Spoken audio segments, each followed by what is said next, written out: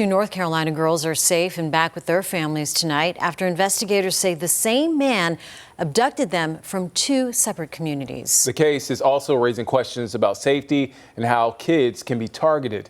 WCNC Charlotte's Jesse Pierre spoke with a child advocacy center about how to protect kids.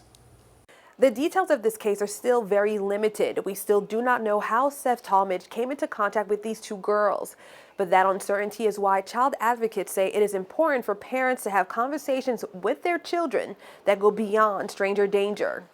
Investigators say 21-year-old Seth Talmadge is connected to the abduction of two girls, a 15-year-old from Surry County and an 11-year-old from China Grove.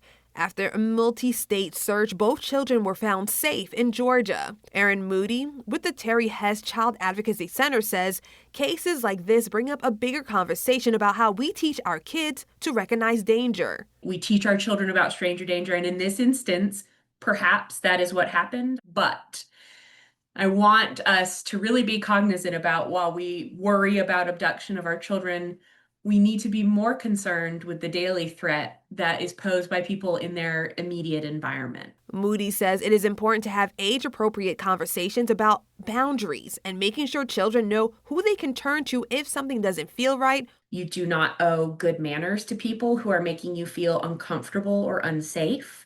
That you don't owe being respectful to people who aren't being safe with your body or your mind or emotions. She says those conversations also need to include the internet, social media, and online games, which predators use to connect with children. Moody says parents should know who their children are talking to online and remind them to keep their personal information private and to never share private photos of themselves. About 1 in 7 children have shared their own unclothed images.